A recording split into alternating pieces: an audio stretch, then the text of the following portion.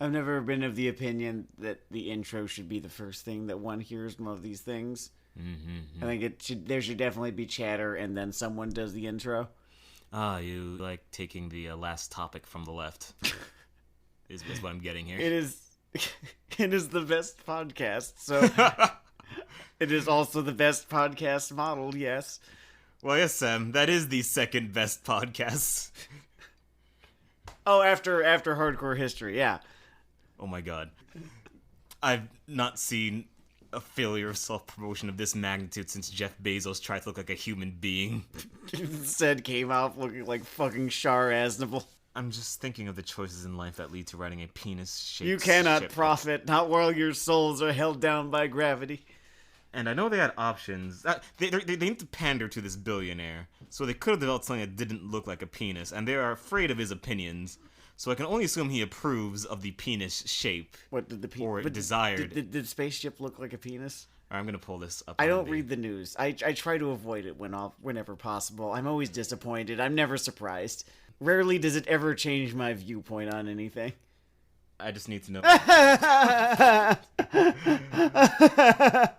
Alright, so you understand. Look at that motherfucking thing. And I'll admit, I'm a plebeian on this front. Perhaps this is the most efficient ship design, and we have just a beautiful case of biomimicry. But all I can wonder is if the heat shield on this thing are made of latex. They call him the Red Rocket. Oh man. White-based Trojan horse, Trojan condoms. There's a joke there somewhere. I'm not gonna thread the needle today because my brain is fucked. So before we get to our fucking main review thing, by the way, because I watched Big Brother Yuramichi, and I really enjoyed it, but they screwed one thing up in adaptation, which is every time he has like a dark thought, they'll like zoom in on his face and black out the screen. That's really just putting a hat on the hat. Like the joke is the contrast. That's they gilded the lily, yeah. Yeah, it's like you're supposed to keep like the kids show backdrop and all that shit, and the contrast is what I don't know. But the writing still works. So you know what they're doing? They're Kaguya-samaing. They're Kaguya-samaing? They're taking cues from Kaguya-sama with the whole internal monologue and do weird directing tricks. Ah, okay, but you see, you can't blindly. It works in Kaguya-sama because Kaguya-sama is designed around that whole thing. Yeah, and it's not like going on like a base black comedy contrast either. Like, exactly. Yeah. Oh well. You know what they say about great artists stealing, kids? Great artists steal selectively. They steal from specific things that fit what they're doing at the moment. They steal the correct things from the correct places, written by the correct people. Mm-hmm. I know, that's just unfortunate to me because I think that show has a lot of potential, but I don't know, it's not terrible though. Moving onwards. I mean, it's not a coincidence. Actually, it is a coincidence that Jeff Bezos did his fucking Gundam turd. So did you fucking read the thing on the Hill? Which one? Oh, he just, called for companies to move into space. So, if I were to compare a global terrorist movement racking up casualties in the tens of thousands versus Jeff literal dickhead Bezos as two methods of telling people to get off the planet, I think I would actually prefer the terrorist movement. And I think people would actually listen a little more intensely. They've got such a more kick-ass logo than Amazon does, I can tell you that much. That is what we call pointedly true. I mean, you know me in iconography. Hey, it's an element. It's a visual medium, right? So I'm going to throw the context tree up a bit, hang all the ornaments on it. We watched a Mobile Suit Gundam movie this week. Hathaway, yeah. And named after the Hathaway you are thinking of from Char's Counterattack. And if you had either a very boring or very productive youth, Char's Counterattack, that's the sort of the seminal Gundam movie. Yeah.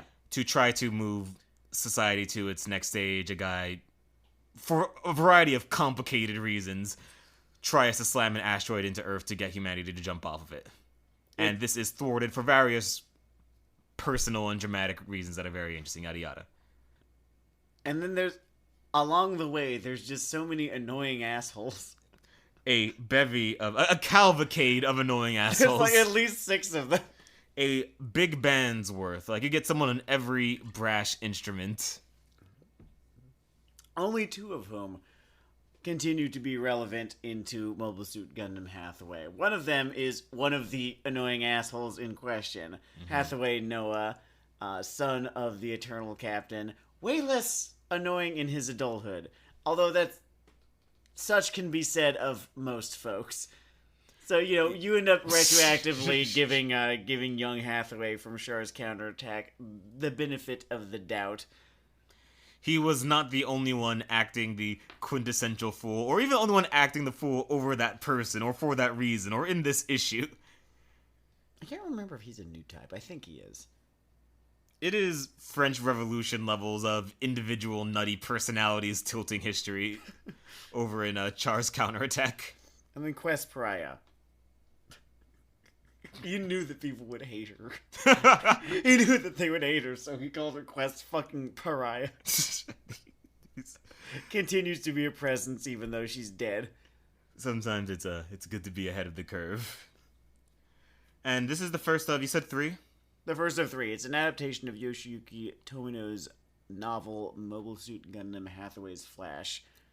And it is performing very well so far. It's a good thing I knew this 1 of 3 thing going in, because if I were to throw one hard critique at this film, it has the weirdest stopping point of something called a movie, I would say. Yeah, it kind of just ends. It ends. Like, it would have been equally jarring to just stop in the middle of a random line of dialogue. Here's the thing, it's a Gundam show, right? It's a Gundam movie, and barely anyone fucking dies. Like, 3 people die in the first 15 minutes. 5 or 6 people die in the first 15 minutes, and after that, no one with a name, certainly not. I've chosen to sort of just mentally file this thing, and it is a great thing in my opinion, but to enjoy it optimally, I've just mentally accepted that this is a pure rising action experience. Yes, I mean, this is the first act of a story, from a novel that was a singular unit adapted into a movie. So it's not going to be a perfect singular little product here, but as, the first act of this story, fantastic shit. And also just, it's so universal century. Yeah, it is redolent with that text. It even has the little universal century sort of dialogue quirks. Yes. I like Gundam dialogue. I like UC dialogue. Although I kind of use those terms interchangeably when talking about Gundam dialogue, because, truth be told, they all kind of do it. Mm-hmm. Less so in Iron Blooded Orphans. That thing has a lot of its own texture. But, 00 and Seed, absolutely. They did that shit too. Where you will have people kind of talking about something, just be talking about whatever the current situation is, and then they'll just drop in, some weird fucking Proust quote or something. It's so noticeable the way that Gundam does it, because, normally people are very fixated on either trying to achieve naturalistic dialogue or make their little philosophical statement. It will just sort of toggle the switch back and forth. Within the same sentence. Within the same sentence. You'll have someone saying, yo, you want to do some donuts in the parking lot? That sort of kind of reminds me of, the endless spiral of this war we're trapped in. Then there'll be a long pause. Yeah, let's do donuts. Or they'll be thinking about, alright, we need to start thinking about re-entry in a couple of hours. Mankind is motivated by the darkness and the emptiness inside of him. Oh no, there are some kids in he feels that he must fill it. Third pause. There are some kids in the lobby too. Get rid of them. Scamps. I hope they get to grow up and see the next war. It's a unique dialogue switch, and obviously I'm riffing a little, but everything has its charm, and it's also just, it helps that the things that they tend to be philosophizing, thinking about, tend to be of an actual, intelligent grade. You can honestly earn a lot of rope with a lot of navel-gazing tropes that I will otherwise sort of kick at the shin at if what you're talking about is actually interesting or thought out in some way. Well, you know what kind of always did it for me about the Universal Century in particular, in part just because there's so much fucking content attached to it, is you get this... I'll preface it with, in Gundam, you will have a whole bunch of really fucking volatile people in positions of a good deal of power, whether they be, at the helm of a ship or the seat of a Gundam or, with a button in front of them. Then you start to consider just how fucking awful everything has been since 0079, right? I think it's like 105 by the time we get to Hathaway's Flash, right? 105, maybe even further along than that. And these people are trapped in a conflict with the length of the 100 Years' War, with the casualties of World War I. Half of mankind's population died in 79. So everyone's got generational trauma, and that was just the beginning. I really love the texture of the whole UC setting. It is not usually pinned under the term I'm about to use because it is a smarter show with more emotional variety made by smarter people. But if you were to talk about just sci-fi grim darkness, the things this people and this setting have been through, it captures that really well. And I guess I just always enjoyed the UC emotional texture of it being 1941 and everyone just having their own variant of the 1,000-yard stare. Different numbers attached to it. Maybe you got some cocky hotshots of like a 200-yard stare. There is a argument to be made that the Universal Century kind of post the first series, right? Post Mobile Suit Gundam 79, does sort of take place in something resembling a post-apocalyptic setting. Like, I remember in Zeta Gundam, there's this brief arc where they're in San Francisco, and the Golden Gate Bridge is just fucking sunk into the water because it got fucking hit during the 1 Year War, and there's just not the resources to fix it. So it's just sitting there, sunk. The city, kind of half in ruins. Most cities they go to half in ruins. I mean, mankind's still there, society still exists, but everything's shittier now. Everything looks like a fucking defunct land exhibit or feature. Yeah, no, it does. It does. It looks like this. It looks like an abandoned theme park half the goddamn time. Yeah, I always appreciated that about it. And something I was thinking about this entire time, because I was fixated on this question when I was watching the Demon Slayer movie too. Mm-hmm. Because, these are both pitched as movies, and it's not just your fan base who sees these things because you pay so much fucking advertising. You just get randos coming across it. And I tried to think, alright, how well does this movie scan if you are just a guy? It's not necessarily a bad movie if it does not achieve this. But I always find a lot of, franchise movies will either fall... there's a balance being met, and it's easy to fall either on the feeble attempt to recap everything, which I once saw a One Piece movie vomit blood in the attempt. Or fuck you, we're in, let's go, which is kind of where the Psycho-Pass movie lives sometimes. Sure. And what I liked about Hathaway, less so the Demon Slayer movie, I think that one just sort of survives because it's going with sort of very elemental storytelling there. Okay. But what I liked about Hathaway is that I think you can just watch this, and it wouldn't get any of the callback things, but I think it's relatively easy rock. Oh, okay, world here's shit. Eco-terrorists. There's this guy named Shar. Yeah, the information is paced out very well, in my opinion. So, and there's not a whole lot of exposition in it. There is not. Which brings me to my point. If you are listening to this review and you have no idea what I'm talking about with counterattacks or post-apocalyptic whatever, it doesn't matter because this is actually just kind of a good movie anyway. Although if you want to get into Universal Century, watch Mobile Suit Gundam: The Origin. Yeah. That's that is the new best starting point. And if you want to dip your toes and see if you want to get into Universal Century, you watch Gundam Thunderbolt. That's right. You can watch the short film jazz version of Gundam, and it's a great sample platter. You ever go to one of those bars that bring you like the little sample set of way too much of each beer, and you leave on your ass? That's Thunderbolt. I thought you were about to start talking about tapas. I was not about to start talking about tapas. And then it turned out to be about alcoholism.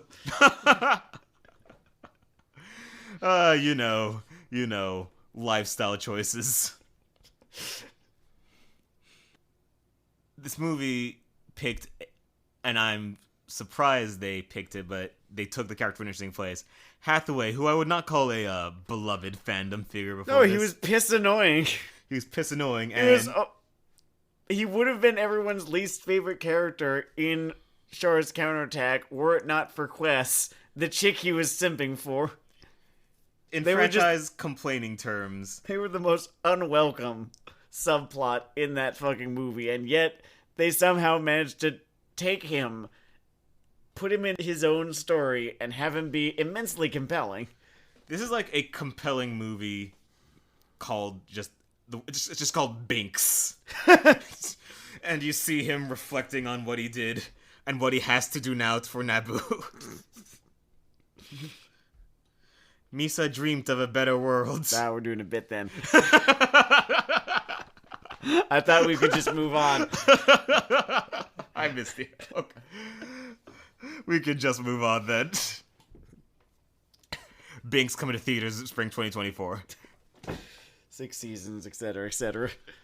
When I say it takes an annoying character, it doesn't just throw out the whole baby of the bathwater of what drove the annoying things. He is very much treated as someone who, when he was 14, did these things and made choices from there. Tries not to bring it, like, I like how he seems actively embarrassed by it these days. Like, oh god, I actually just stole a mobile suit and flew around. Yeah, made a lot of trouble for Dad. It actually kind of sucked. Not proud of any of you. And, well, obviously has his plot level reasons for his discomfort around Federation things, the way it colors his interactions in this movie is fun, and his obvious sort of walls off / projection of the whole quest thing, the GG thing. There's a character named GG thing, all you need to know is just another new type. If you don't know what a new type is, it doesn't matter, because just weird psychic shit is happening, and I don't know, you've watched movies, you'll be fine. Like stand users, they are drawn to one another. It always makes them... It tends to make them act weird around one another. They'll come to irrational decisions. It'll very quickly spiral into either a type of needy attachment or interpersonal rivalry, hatred. It's interesting. Yeah. Tomino has a fun way with that business. So I like what they did with this character, and I'm just going to enter the spoiler zone from here, so if you are going to watch this movie and do not want to be spoiled, then you may move on to another piece of infinite content. 3, 2, 1, bang. Okay, so he's an eco-terrorist in this movie, and that's really great right out of the gate of Char's counterattack. Yes. They've got this whole almost... It's not because I believe Hathaway's Flash was written 20, 30 years ago at this point, right? Mm-hmm. It's not a riff on Lelouch Lamperouge, but I kind of like it as a reflection of Lelouch Lamperouge, that he's the most unassuming motherfucker. Like, he's not... It's clearly him. It's clearly him. If you were playing Guess Who in an NSA office... It is so clearly Lelouch Lamperouge. That is zero. That is zero. None of you should be surprised. All of you are idiots. But no. Can you imagine the court-martials? Someone needs to go down for this. Not just him. So, Hathaway, comes off as, just this quiet, unassuming sort of milquetoast fellow who would like to put his past behind him and is absolutely trying to do that, yes, and also, have a future, the future of a Gundam antagonist. But, the fun thing is that he's the protagonist of this. And it definitely plays, I think, in the tropes of how we sort of expect a Gundam protagonist to be expected. Like, he definitely carries that kind of initial Rey unassumingness. Yeah. But it quickly becomes clear that he is anything but typical, and that this bomb is active and this bomb is mobile. And the particular lens this movie has chosen for its swath of destruction and what this guy has planned is very smart, I think. Mm-hmm. And it is honestly just good at framing the stakes of familiar sequences or plot in a way that elevates them, or is at least from a fresh angle. I mean, obviously there have been, super robot or whatever, or real robot fights where there's a lot of attention paid to what happens on the ground. Or maybe it's even just the big budget gravity of it, but they portray just how stupid destructive the smallest mobile suit fight near a city or colony or whatever is. Yeah, it's just there's like 3 or 4 mobile suits involved in this fight, 1 on one side and 3 on the other. Yeah. And you follow Hathaway, who's not part of this fight. You know, he actually ordered this fight to happen as a distraction, and then basically makes the call while it's happening. Oh shit, I can't actually. He's trying to get out, right? He's trying to get out. He's trying to get out underneath the veil that this would provide. But he's got to save the fucking girl.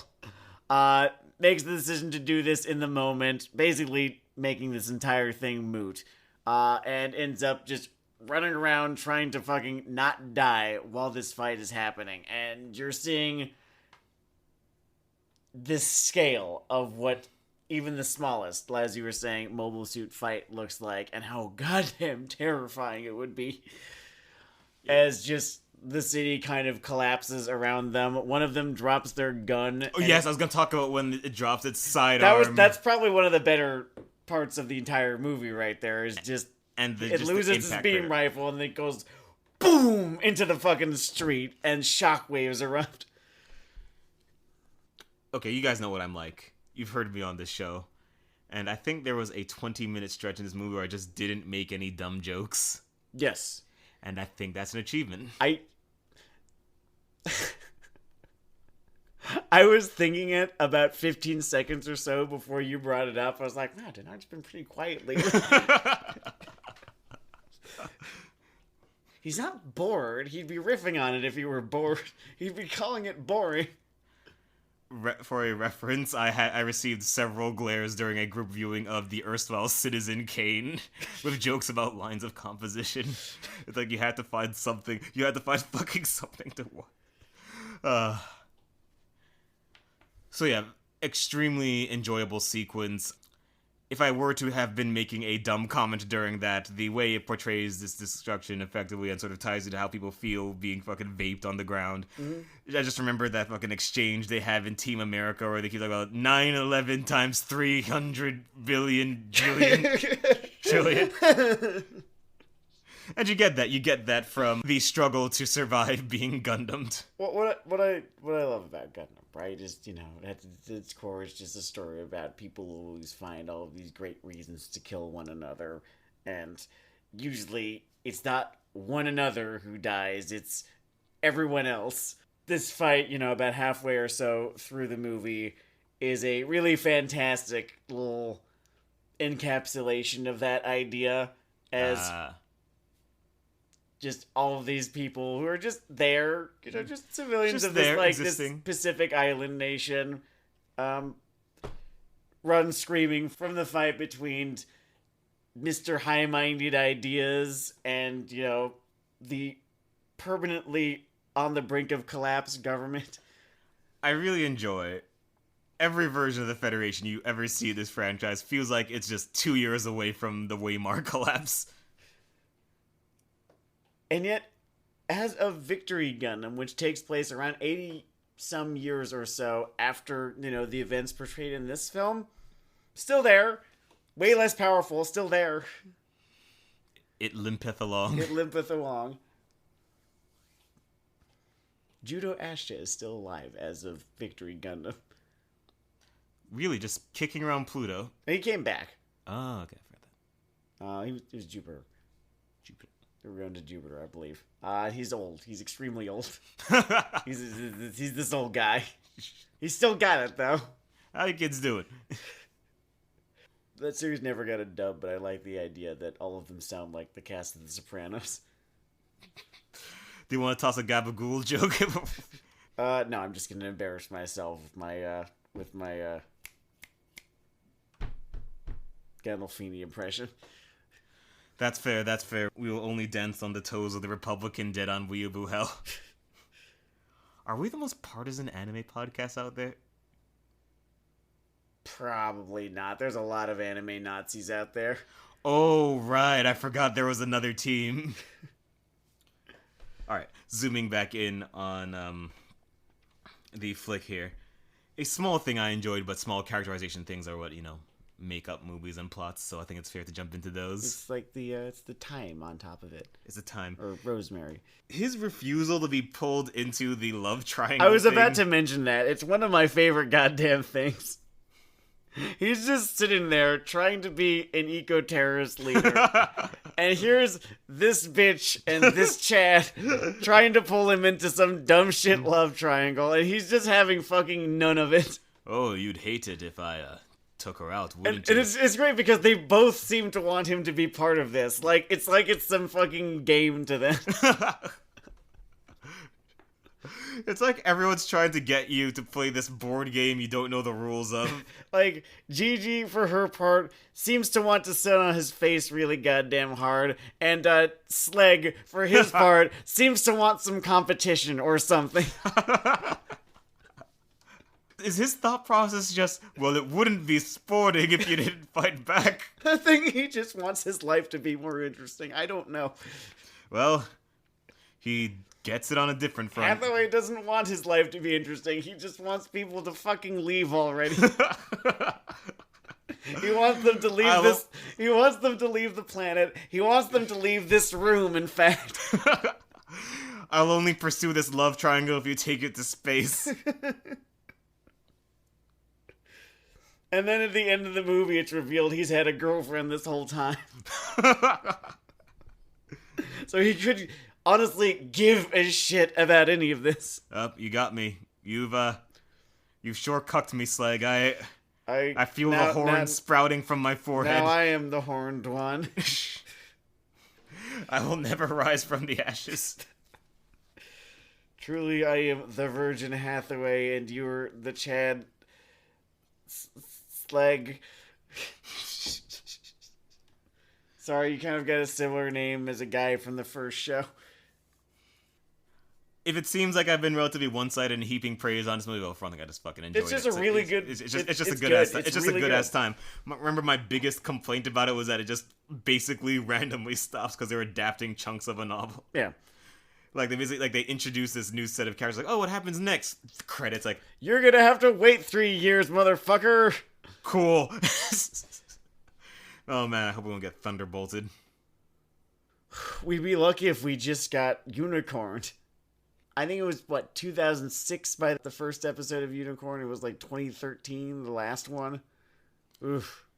They have such a... Oh, or we get fucking rebuilded. Franchise philosophy, because, 15 years. Franchises will often lean very hard either in the direction of, remake things of the same tone or try to go art house with it or horror it out. And instead, they basically bifurcated Gundam into the art and prostitution divisions.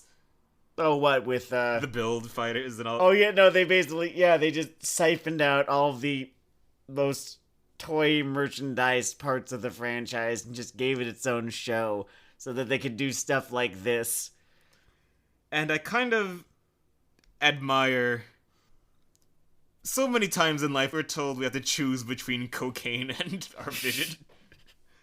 And just look at Tomino, a nice little pile of gold, cocaine, and pride. It's great, honestly. You barely even see the mobile suits in question in this movie. I mean, perhaps you'll see them more in the next two, but, the two big, action set pieces take place at night. You really could have made a less visually interesting version of this movie that was just battleships kicking around. Yeah. And I guess it... Well, I don't really know what it speaks to, but it's interesting. Well, I like that they were able to kind of keep it fresh, because you would think that you can only watch giant metal samurai, fly around and shoot each other with lightsabers so many times before the novelty wears off. But they always find a way to make it extremely interesting. Yeah, it's spun in a fresh way. It reminds me of, back when Genndy Tartakovsky had Star Wars for a fat minute, and he was doing really different stuff with the Force stuff. Yeah. It's not... They don't do the same different thing, but they're as smart about playing it differently as that was. Yeah. In my humble opinion. The fights in this series, they did a very good job portraying just how fucking hard it is to fly one of those things. Yeah. Just what an effort it is. what an effort it is, the value of a pilot, like having any given person who can do these things, the lengths you would go to get one back. Just how fucking nerve-wracking a fight with another ace is. Yeah. Not even an ace in some cases. The Federation ace pilot in this grew on me. Oh yeah, that Lane kid. I like that Lane is basically working on like a system of honor. Like, it's like he knows he's supposed to be a hero and is sort of chafing under the situation. Yeah, he's just like, I think his greatest sin is that he is a little bit unpleasant. Yeah, That's it. He's got a sense of personal honor. He's just like kind of an abrasive dude. I wouldn't even call him a dick. Just kind of unpleasant. Yeah, he just not someone I'd ever really choose to hang out with. Top Gun personality. Yeah. Which, sounds basic, but sometimes it's all about I'm gonna say it, I'm gonna do it. Sometimes it's about, I'm leaning to the microphone, the execution. He said it. Glass cans and beer bottles just thrown at me. I should contextualize that last joke. We just watched fucking Zack Ryder win the GCW championship, and it's the funniest. Life provides small joys. They gave him the strap. They did. When we say that you don't even see as much of the mobile suits, they do keep the action quota up, but there's a little bit more of stuff on the ground, like especially the whole opening sequence is essentially Con Air or something. I would more compare it to Air Force One. Air Force One. I couldn't remember the name of Air Force One, so I went for Con Air because I needed something on a plane. But I guess it just shows they have thought about what Gundam can be, etc. Anyway, I think I've mined my perspectives. Anything you'd like to bring to the table? Whenever I try to introduce Gundam to people, and I have to start talking about new types, is there a better way? Is there a better shorthand? I know the Fortranism that's coming here. That's a problem. Okay, I'm not actually going to say it, but is there a more, let's say, politically correct shorthand for new typeism? I know with my advertising brain, I could get a chalkboard and just write out ideas until I found something that sounded less ableist than the typical shorthand for it. Because the idea is that, it's the next phase of human evolution. And, that was triggered by humans moving to space. And it's not always that great of a thing to the individual. Because, yes, it's psychic powers, but psychic powers in such a way that you just completely are disconnected from the human experience as, it is sort of imagined. Mm-hmm. Or as we understand it, right? You just stop acting in a way that even makes sense to anyone anymore. Right. Your motives have a habit of becoming detached from the material. That's the thing. That's what I like is that Gundam protagonists and antagonists, all those new types, right? They have these motives that are so amazingly immaterial. They have these motives that are so tied to not their belief even, but just this, I guess you could say belief, but just this fucking feeling that they have about how things should be. And it's not even a sense of right or wrong. It's like a compulsion that's driving them. Compulsion is actually not a bad word. Yeah. Again, we need a term that combines compulsion, detachment, not being a funny turn of phrase about the spectrum. No. No, we're not going to do that. Okay, we're not going to do that. Oh man, we've become so much more well-behaved over time. Isn't that nice? I'm almost 30. I damn well better be. That is true. Oh man. I had my birthday while I was on the 22-year-old version. While I was on my hiatus. The show would get very popular, immediately canceled. We never get a job again. What can you do? What except can you not do? that. Probably not probably that. Avoid that. Probably avoid whatever it was that 22-year-old Sam would have done. But people grow. They do. Like Hathaway. Like Hathaway. Oh, yeah, but that feeling of like sort of elevation above standard humanity, but not all the way. I don't have a better shorthand for it. That'll be my challenge for when we come back next week. Actually, I'm going to add brain up a way to describe new typeism that pithy that you can say in decent company. Sure. Without someone glaring at you or getting sort of smacked in the back of the head like a bad child. Or smacked in the front of the head. Or smacked in the front of the head. You can get Scaramucci'd according to Mr. Colbert. Front stabbed, as it were. Anyway, we are very happy to be back with you people. Absolutely. It's been a long couple of weeks. Yeah, and, we have a slate of fresh ideas. I don't see us doing any of the current isekai runs because I have insulted these from so many angles. And I've run out of things to say. I haven't run out of things to say, but we're getting towards, like, the B League, and it's below the insight tier. It's really just funny insults to me. It's just fucking takes. It's just fucking It's really just me comparing it to different military blunders and people I dislike and food that sucks. Alright, once I said that it's like watching someone play a video game, I like that. That was kind of the end of that book right there. And I'm not writing a sequel. It doesn't need one. The main character died. It doesn't get one. It's like EM dash watching someone semicolon playing an RE video game.